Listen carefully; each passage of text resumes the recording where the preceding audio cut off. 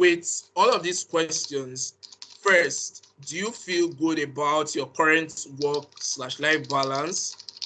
Next question is, do you feel like a true part of your team? And then the third question is, do you feel like you are heading the right direction as a team? And finally, do you feel energized about your job? It is expected that these 4 questions, their responses would help us identify how that specific team in our organization is doing and if we probably need to change some things.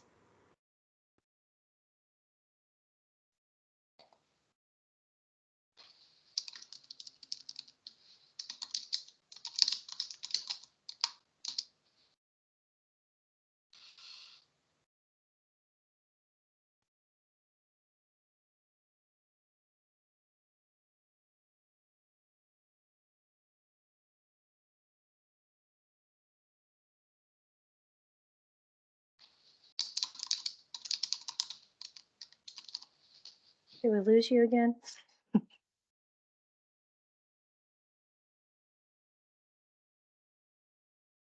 So now, we have gotten these 5 important parts of our data. It's easy for us to create this with Power Apps. All we just had to do was come over here, integrate, and then create an application and customize it to suit what we were actually working on. So I would reload this and show you what our Power Apps application looks like.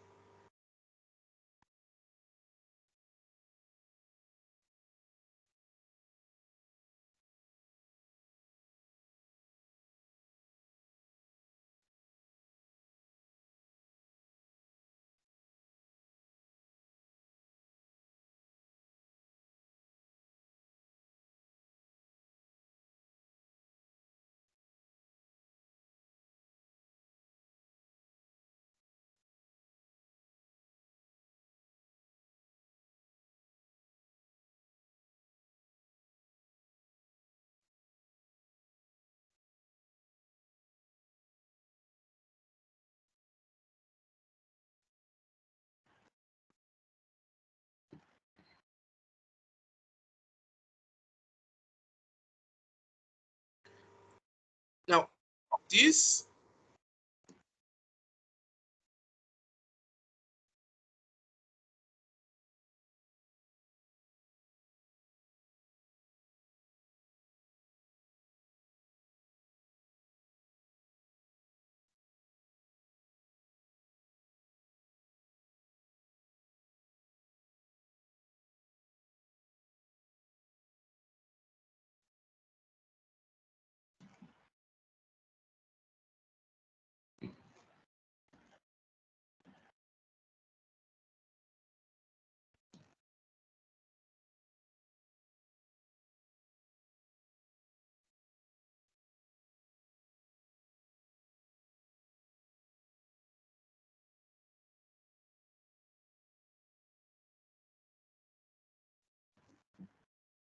Okay. I think in the interest of time on the call, we will move on to, I just put a note for Japhlet in the chat there to Eswar's presentation, and then we can see circle back if he has his issues fixed and finish the demo of what he was showing there.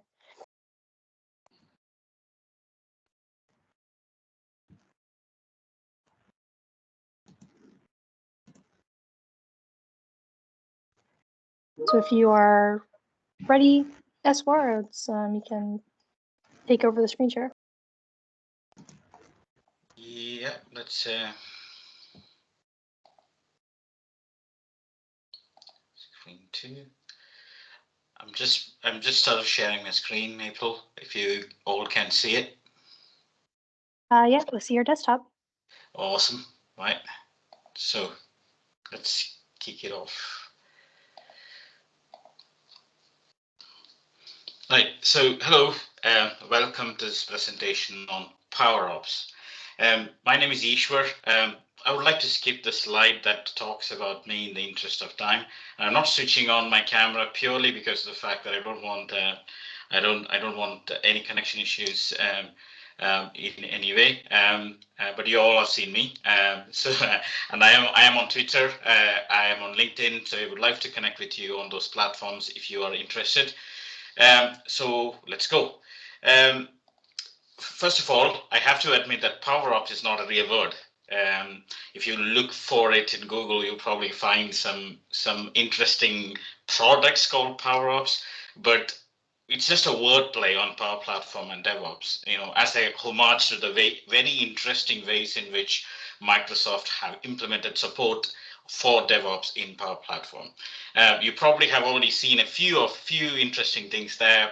One is the ALM accelerator. And its support for co-authoring, which is what we are going to be talking about today. So while it is a made-up word, the idea of PowerOps is a very important one for us, Power Platformers. When we are just getting into the sort of serious app building, serious enterprise grade scalable applications. Building them in Azure and PowerOps. So it's or rather Power Platform. So it is going to be quite important for us to know what exactly is DevOps and how does it help us build applications quicker? How does it help us build applications in quirky situations where multiple people are working on things, etc. Right? So as Power Platform becomes more and more mainstream, then so does the use and use of DevOps features within Power Platform. We will look at why we need to do that when we do our scenario walkthrough a bit later. So to set the context for DevOps and PowerOps, the focus of this presentation is to give you all a little bit of background on DevOps practices and how we can apply them when we build apps in Power Platform. There are about 6 or 7 principles, DevOps principles, depending on whom which type of organization you talk to, that make up what we call as DevOps practices. We can't cover all of it in 15 minutes time, so we will do a quick overview and then focus on one specific one and then do a scenario walkthrough based on that, right? So I have to address the pro developers. I'm sure we are all lurking about. I'm a pro developer myself. I'm quite passionate about writing code, etc. So I have to address them because they might have used DevOps before in various different ways, in much more detailed ways than we Power Platformers have done. But I'm hoping that this will be a good refresher, but at the same time give you insights into specific tools that have been built into Power Platform for support for DevOps, right? So this nice little slide is going to talk to you about, it is going to introduce you to the concepts of ALM, or Application Lifecycle Management. You've heard ALM, you've heard Application Lifecycle Management. What exactly is it, right? So we use ALM sort of like a synonym for DevOps, but there are very big differences between them. In fact, in the theory aspect of it. No, we all know that when you build an app in Power Platform, you're going to take it through several stages of development, right? So you got requirements gathering, you've got your design and implementation. You obviously need user acceptance testing. You're going to deploy that to the environments, the different environments, and you're also going to maintain it in the future. I mean, that's very important things as well, because we believe that deploying the app basically will end the life cycle of an application, but that's not the case, is it? I mean, people would want tweaks to it. People would want to make to change certain aspects of it. They want to add features, remove features. So that is also a part of the application's life cycle. So even though we may not be explicitly calling them out when we are building things, when we are talking about the app and what we are doing with it, it is happening in the background in one form or the other. For example, requirement, you're obviously going to talk to your users to see what requirements are for building the app. So you're obviously going to be talking about how we are going to design or what the design is, and you're going to wireframe your app before you start implementing it. So all of this is happening in the background. We just don't call it out as a part of the ALM process. So but one thing you would agree that at every stage a whole host of teams are working together to push the development forward, right? So when you're building, say for example the deployment stage, let's take that as an example. You will need the operations team who manage the security, operations team who manage the environments. You will be interacting with them when you want to deploy your app. You can't just randomly blindly deploy it to an environment. You need that setup, you need that configuration enabled for you to do that, and that's obviously not always with the development team. It's with the operations team, so you're interacting with them, right? The name DevOps comes from, I don't know if you've researched a bit about it. The name DevOps comes from development plus operations, so operations is a very important element of it.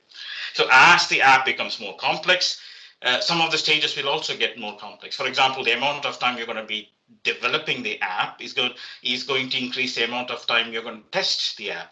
It will increase the amount of time you're going to do integration testing with it, or deploying it, or maintaining it. So the stages have real impact on each other when we work through it. So the problem obviously is that if everything was clear on a very nice day, on a very sunny day, it'll all go very well, right? But there obviously will come a point where you start introducing bottlenecks. For example, let's take the development itself as a case. So you've got me, if I am developing an app and I am developing a Canvas app, I am building something on it, and suddenly I get pulled into a different project because there is a fire that I need to put out there. So when we are doing that, obviously you want to hand over that app development or a part of the app development to someone else. So you would basically be doing that. You'll be collaborating together. They'll be editing the app, and suddenly you go in there and you try to edit the app. You basically say, no, you can't do that. So that's a bottleneck right there, because you are unable to do. Two people are unable to work on the app at the same time. So we have introduced a delay in the final delivery of the project and the development of the app. That will impact everything else that goes with it. So you can see how bottlenecks could creep in, and there are examples and cases where every single stage will introduce bottlenecks in your case. The idea behind DevOps is to solve this exact problem.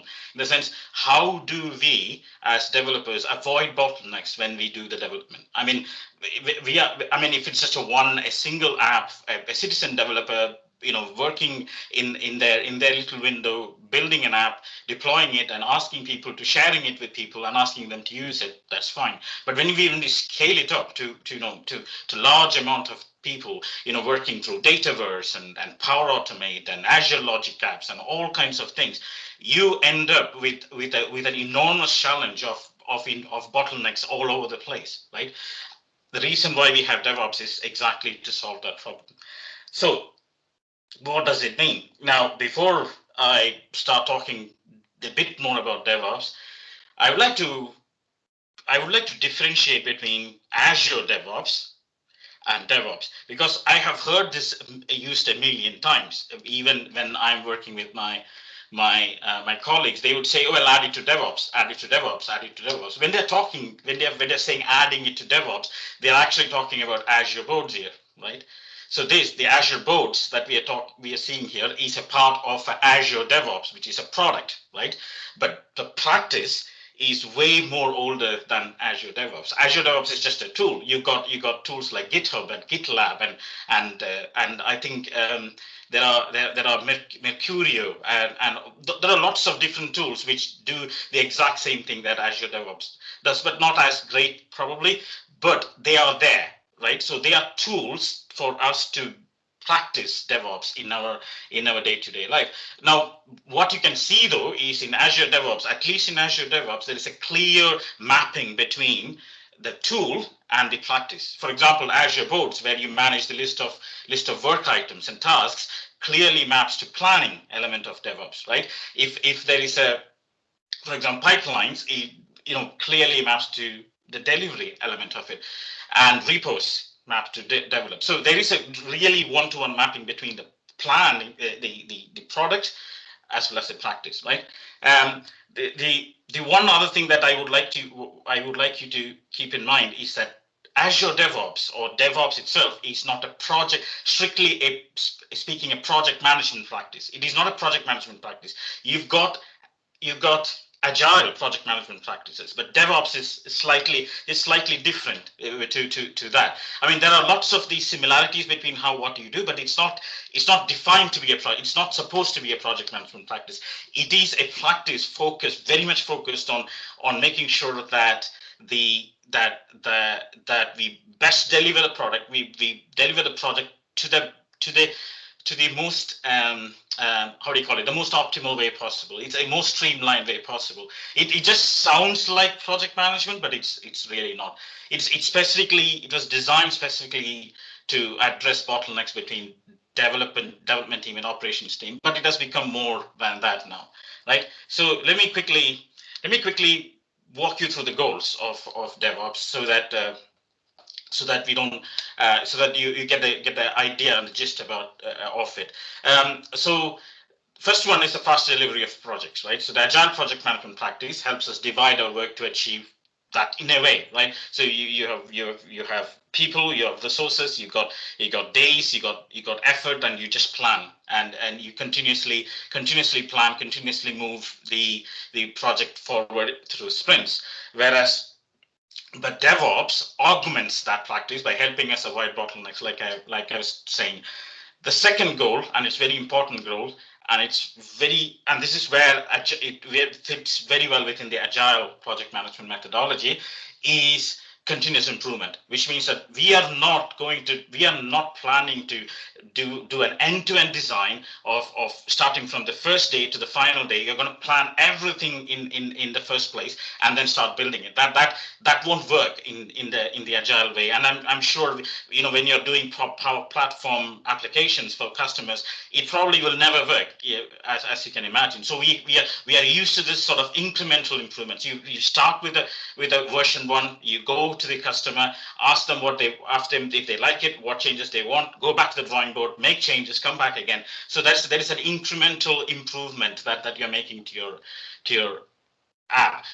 We are doing that, like you said, we are doing that as a part of the Power Platform app development anyway. At the end of all of this, we get a very streamlined process where these incremental improvements, without bottlenecks, gets faster to the end user or the customer. So that is the goal, the stated goal of DevOps. One of the things that we're going to look at today, and we will be looking through that in the walkthrough next, is this particular practice called continuous integration. Now, this is very much targeted to the point where you got 2 or more than one person working on an app, right? So, like in the scenario that I was talking about, I am busy. I want someone else to do some parts of the project while I'm doing some other parts of the app. That is the practice, DevOps practice that makes it seamless and easier is the continuous integration practice, right?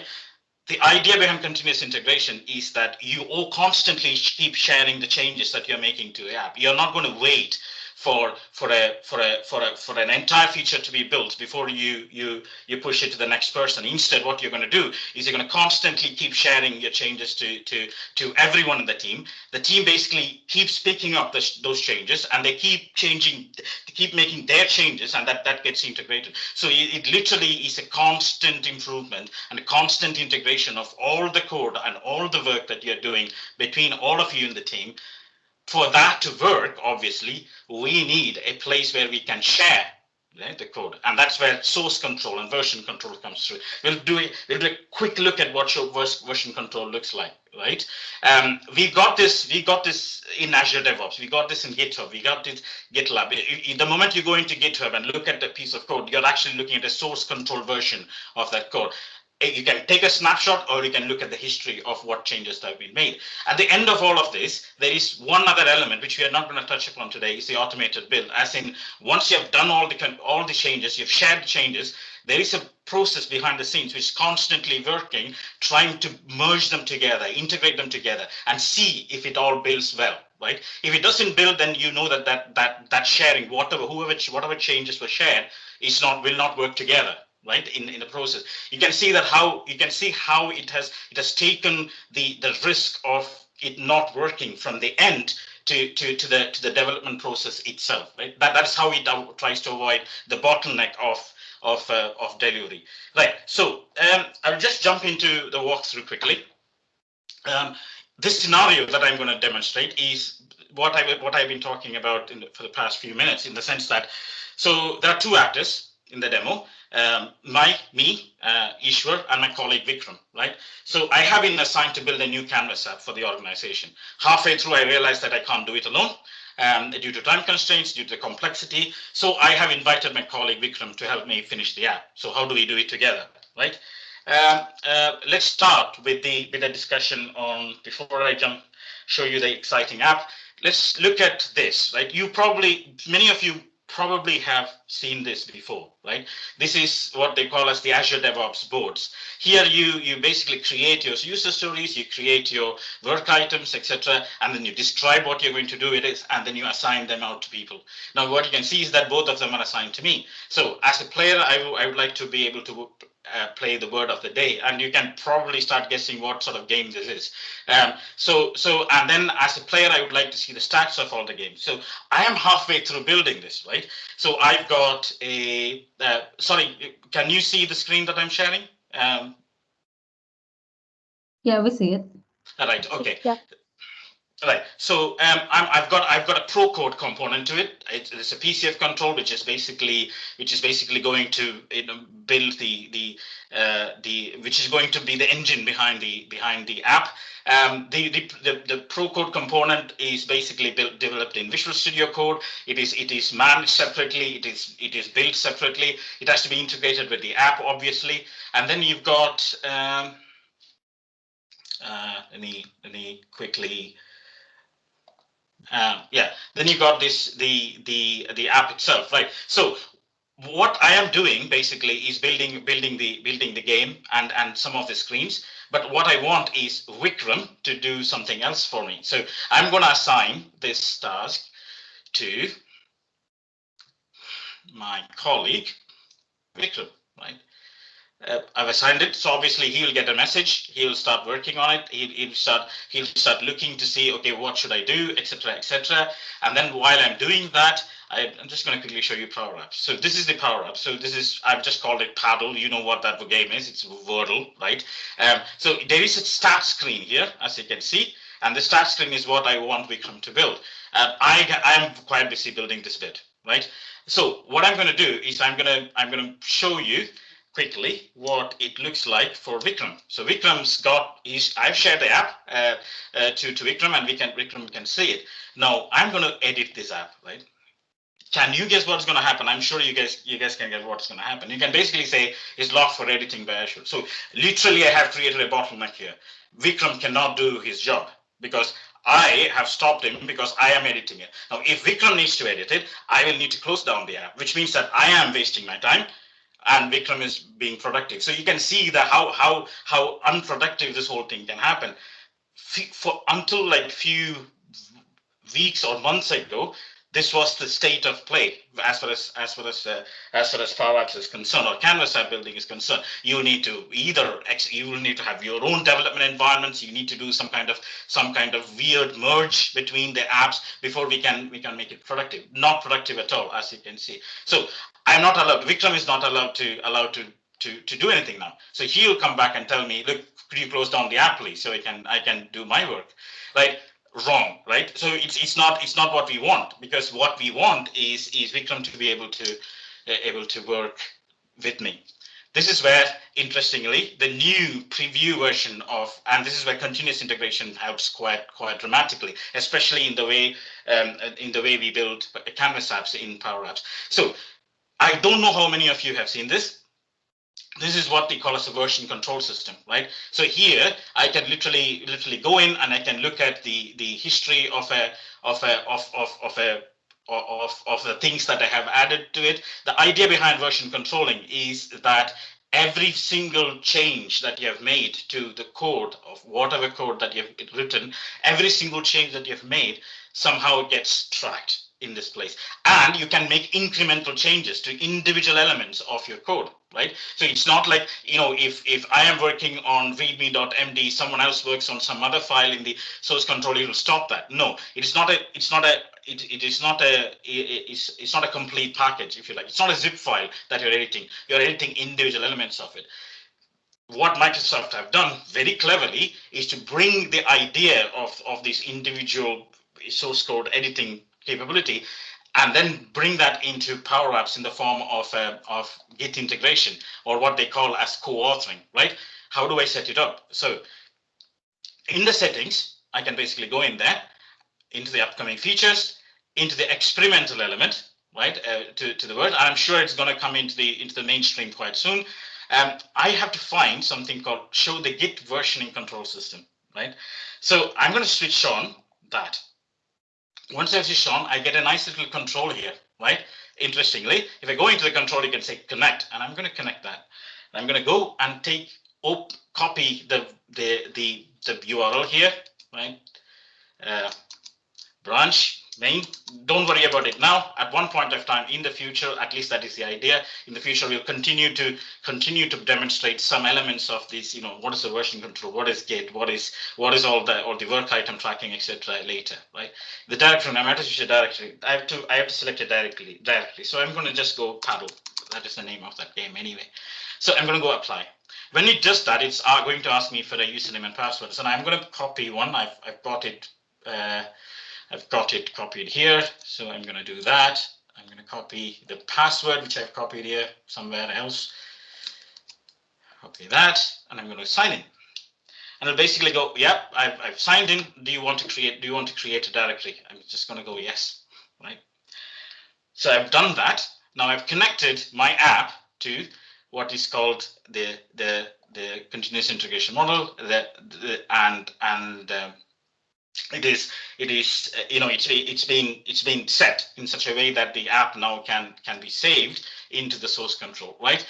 One of the interesting things you will find, a button that you probably never saw before the Git integration happened, was this button. I'm going to show you what it looks like, right? So once I've done this, I'll go into my source control and I refresh the page, and you can see my code, the Canvas app, the entire Canvas app has been expanded, it has been unpacked, and it is right there in the source control for me to change.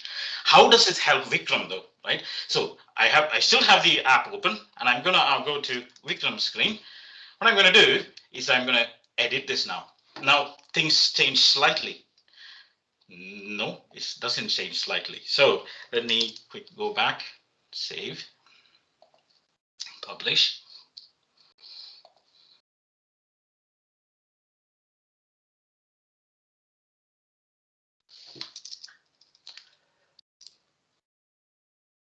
Wait for that to happen. Go back again. Come back. Let's see if that works. No, doesn't want me to show demos, eh? So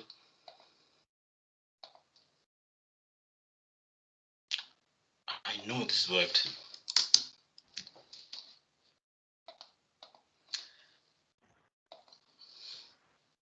Right, let's try this once more.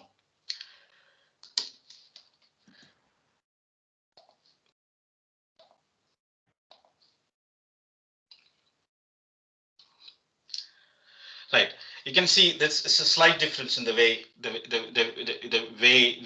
open app comes up. It started asking me questions on, you know, enter the credentials for it.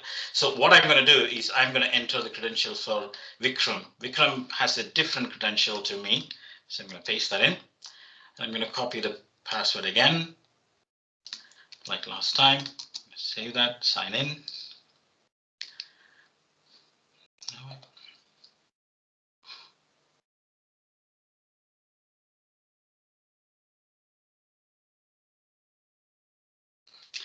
Right, so it's Vikram's status open. Now I can work on it, right? So Vikram also gets this nice little button here.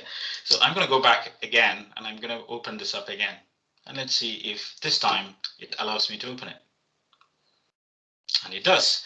This time it's asking me for my username and password. This is Eswar's username and password. So I'm going to copy that as well. And I want to make sure that both of us can edit it at the same time. So let's sign in.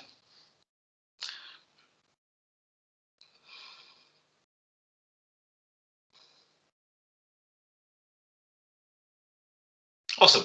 So now myself and Vikram both are editing the same app, probably in a different screen, different area. So if when Vikram adds something to this, and I'm going to just quickly add a label, right? And the label, I'm just going to go total current streak. Let's call it that, right? I've added that in. I'm going to move it around. No, can't move it around. So change the color maybe slightly. So there you go. Right, and I'm going to save this, and PowerApps doesn't stop me from doing that. I'm going to sync this. This is Vikram syncing his changes back to the source control. Now, if I do this now,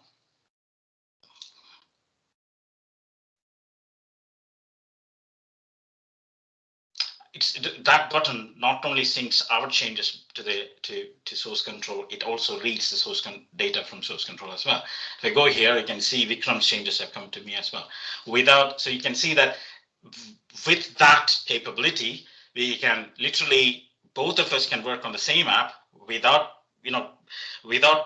stepping on each other's toes, and make changes to them, sync them back in there. Within PowerApps, within the source control, you can see things keep changing. For example, here you can see just now Eswar has made some changes, Parul, and I go in there and you can see that in some of these areas, if I go into say stats screen, you can see that Vikram has made the changes. So as you're making changes, as each user is making changes, the source control is getting updated, and individual users' changes are tracked individually, so that we can go and look at the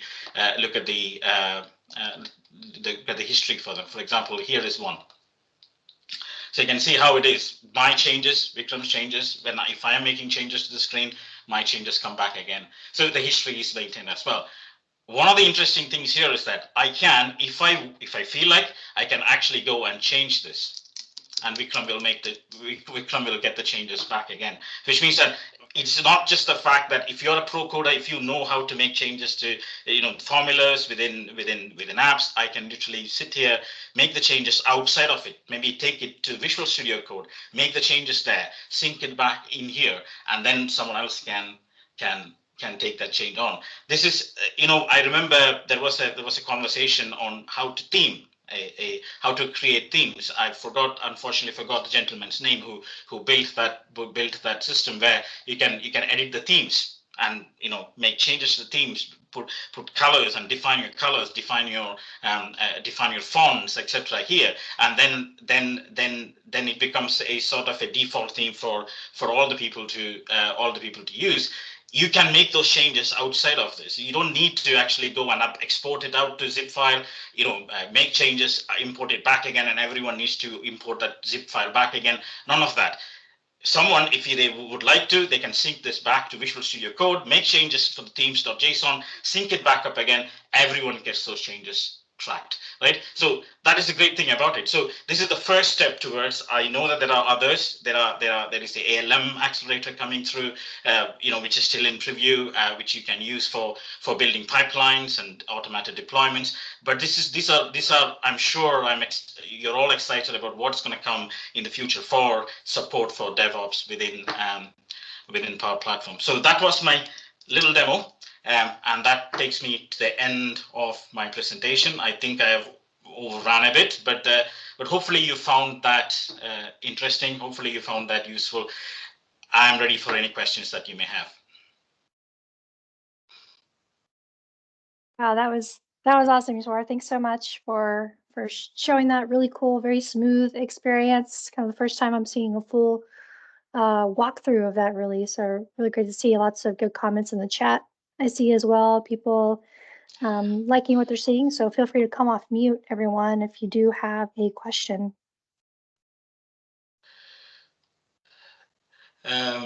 I can see that, Gerard. The question was, will it sync if you forget to hit the sync button and just save that, close the app? I believe so. I believe if you save the button, if you press the save button, it does the sync automatically. That sync button is for incremental changes. So imagine myself and Vikram working together. I basically raise a bug with Vikram. I can raise a bug in work item tracking, but I would rather just have a chat with Vikram and say, look, Vikram, that's not working. So Vikram can make a change. I can press the sync button and it comes through. You can do that, or when you press Control S and exit out of the app, it'll also do that. That initial glitch we found where it was unable, it was still looking at the old version of the app. That was purely because of the fact that once I've made that change to the entire structure of the settings for the app, I had to forcefully publish it, and so that it can come through. It's tiny little glitch, but obviously it's in preview, so we are expecting it to be much more smoother later. Yeah, no, great stuff. Thanks, Eswar. No problem. Anything else? Yes, Sancho is the one we're talking about. I think he's the one who developed the team engine, isn't he? Didn't he? Is that what we're talking about? So. Yeah, The yeah, branding template. yeah, that's right. So in Sancho, I think in the demonstrations that I've watched, Sancho, you would download the zip file or expand it out into your local folder, open up Visual Studio Code and make changes to it with this. And I'm hoping that at some point of time I can explore this with you, wherein I can use Visual Studio Code, sync it, connect it to that Git, that source control that you looked at. Down, and it automatically downloads it locally. You can make changes to it, Control S, sync it back into GitHub, and the themes engine is right there for you, for everyone to use. And they don't even need to exit out of the app. They can just press that refresh button. It comes through quite easily. So it's a very clever way of using DevOps tools within Power Platform. I was before this came out, I was wondering how is Microsoft going to do this, but they have done a very very brilliant, clever thing with Power Platform. I didn't expect that, but I'm sure you're all surprised as I am. Thank you so much for listening to me. It was I hope it was useful. Yeah, that was great. Thank you so much, Eswar. So thank you to our presenters, and just a reminder that this recording will be available on our YouTube channel once we have time to get this saved and edited and all that. So there's a link. Just look for PowerAddicts Community, and the recording will be available there. And thanks again so much for our presenters. Great stuff. All right. Well, we will see you next time on the next Hangout. Thanks all. We'll see ya. Bye-bye. Thanks, everyone. Thanks, April.